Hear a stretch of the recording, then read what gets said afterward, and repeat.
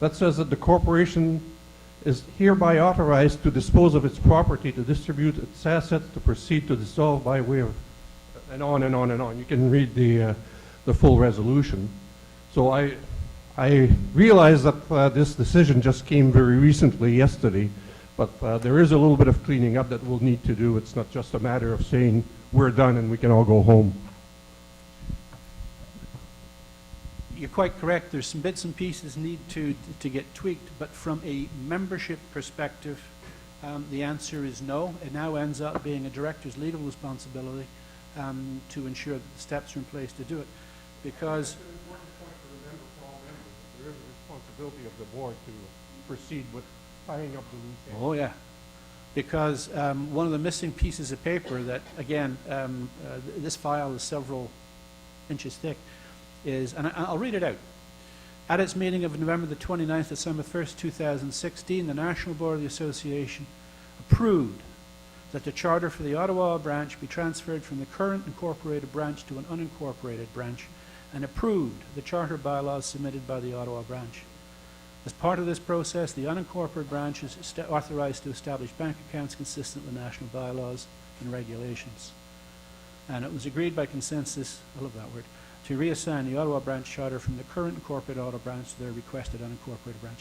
That actually is the legal authorization that was confirmed by, is it Gowlings Henderson? Jungi? Was it Gowlings Henderson? The legal firm, David Law, is it Gowlings? Yeah, confirmed yesterday, or actually last week, that we finally got it pinned down on yesterday. But there are some bits and pieces. We are going to have to change the objects of incorporation to get it away from it says we're going to do this. And the board of directors will probably be the same as the charter branch.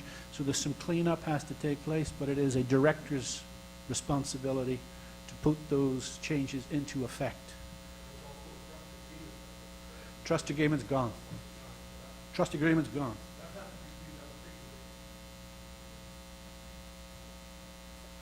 I'll defer to Louis. Microphone.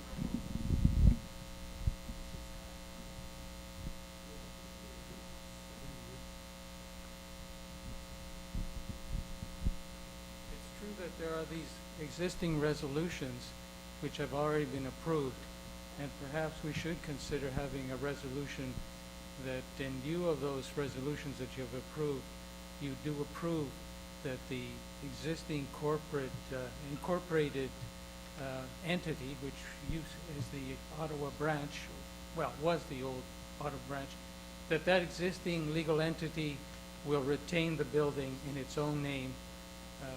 I think that would clean things up. And that the other resolutions are withdrawn.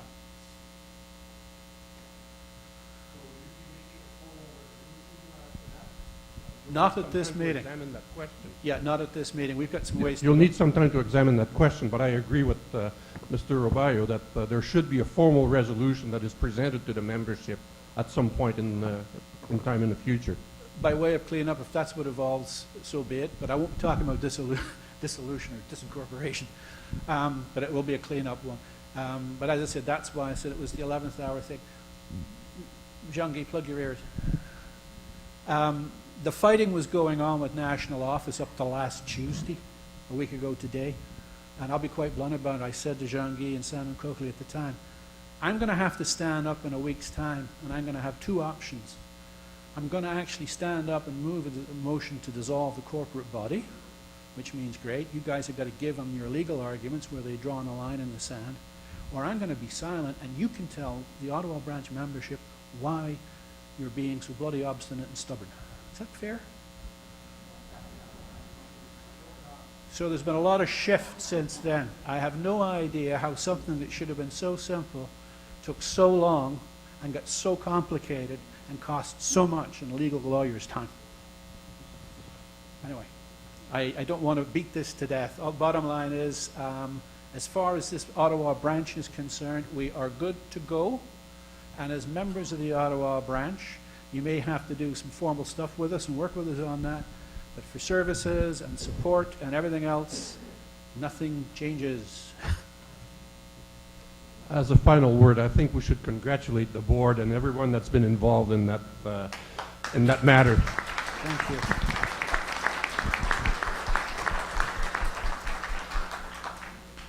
Second time?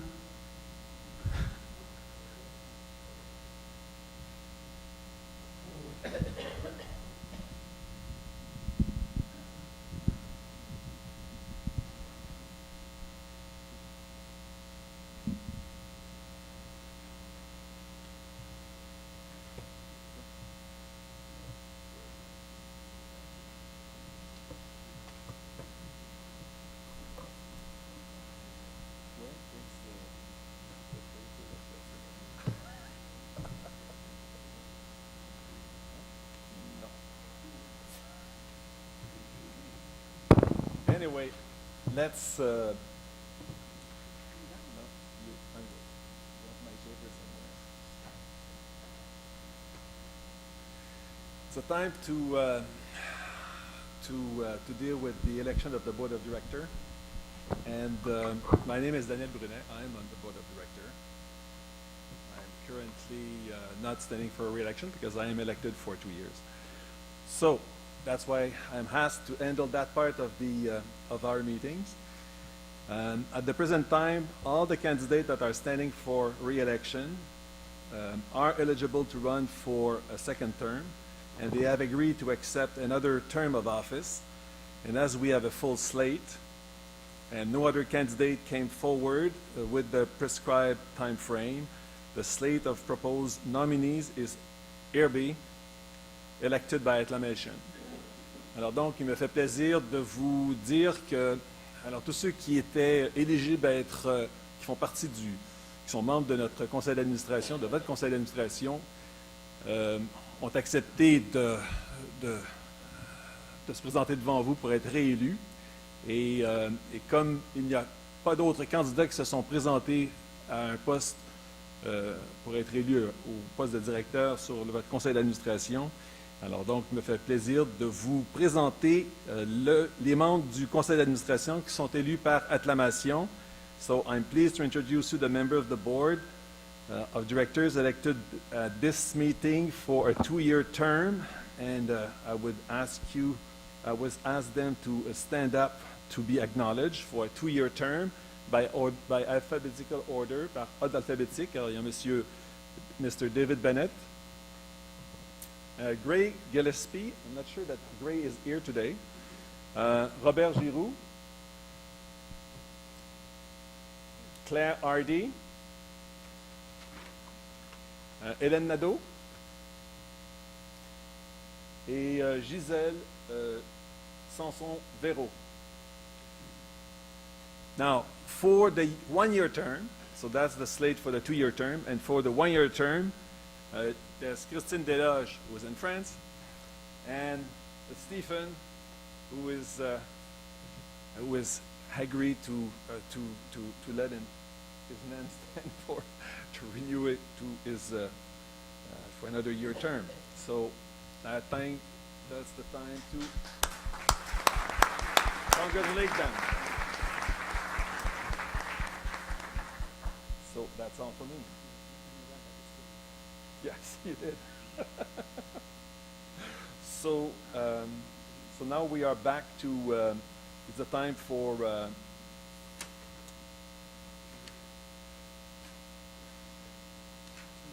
it's for you now.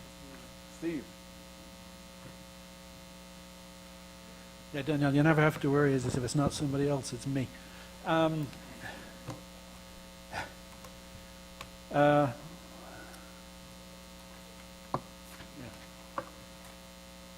only got 3 agendas here. Where am I? Still under the official business part of the meeting. The last item is any other business. So is there any member who has a particular pressing issue or concern they wish to raise or put a question to the membership?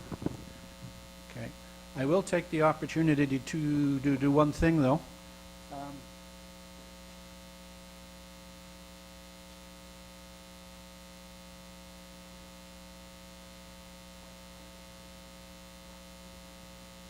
It's the old story, I just said you can't find it when you want it. I did have a couple of questions this morning about C-27.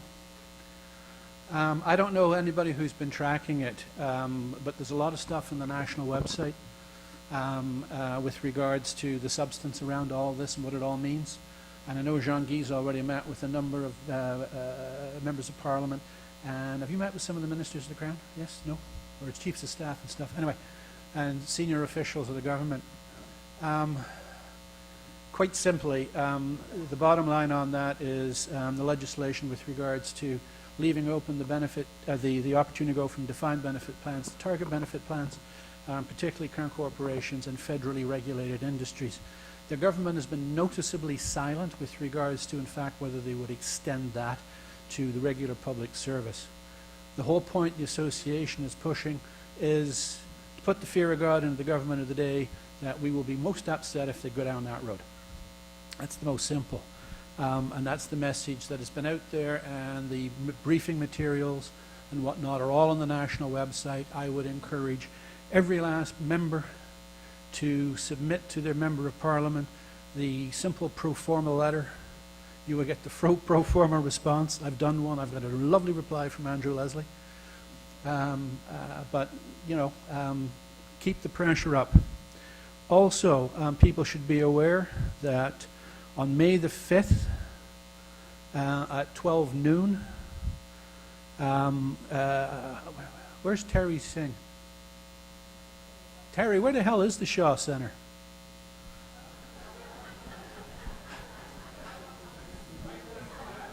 The old Congress Center.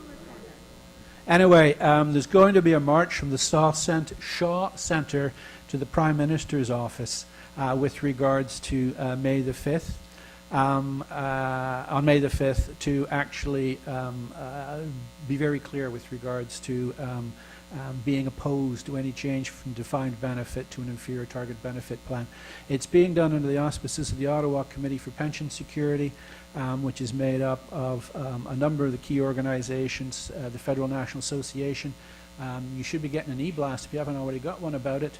And certainly the Public Institute of Public Service and the Public Institute of Public Service retired side of the house, which is Terry, which is why I said, I still don't know where the Shaw Centre is. But anyway. Oh, okay. I live here. I didn't know that. Anyway, so I just want to flag that for anybody who has the time, the energy, and the inclination, and really feel strongly enough to get out there and put your feet in motion to demonstrate the support for PIPS and the association with regards to the position they've taken on Bill C-27. And I'm being waved at by a microphone. Hi, Anne Ricci again. And I want to reiterate your words. It's really important that we show solidarity at that sorry. Electronics canceled out on me at the demonstration on Friday, and it's taken place, as you said, at the Shaw. It started at the Shaw Centre, which is a big building that they had. It's a conference center with a big glass. It's right beside or across from the hotel there, which is the Westin. So therefore, the march starts there, and it goes to Wellington and Elgin, and it's at noon hour, and it is. I highly encourage everyone to participate. It's just to show that we're not going to, pensions is something that we work towards, and the government unilaterally cannot make the decision to change it from one to the other, because it will affect us. It will not affect us today, but it will affect us tomorrow, because we do not know what kind of government we're going to have. So I really, really strongly encourage everyone, or people that can, to participate at this march. Thank you. Thank you. Yes. Just wanted to know to what extent, it's Michael Corwin, to what extent you're working with non-public service organizations who also have a strong interest in good pensions for people. Well, as I said, the Ottawa Committee for Pension Security, I can't talk too much about it. I know on the advocacy side of the House, particularly the National Office, Sayward Montague has been working fairly closely with the unions. It's building off the broad coalition that was put together in the past when we were talking about the public service healthcare plan changes. Involved in that were a significant number of organizations. I know the Council of Aging still engaged on this. Keith Fernandez and I, we met with the president of the Ottawa chapter of CARP. I don't know, Jean-Guy, if you've met with... so, yes, everybody's on this. The biggest issue, which is why, from a national association's perspective, we're leaving the messaging with national. Because, as I said, the message has got to be the same no matter which part of the country you live in. What we're trying to develop with national is the implementation, the delivery piece, so that we can motivate, activate at the Ottawa branch level with the people we need to do business with and influence. And that includes municipal politicians.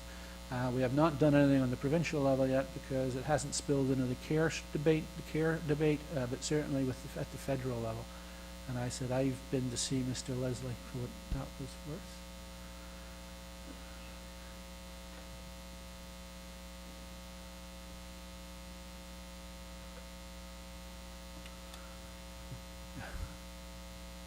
You're assuming I could read that writing.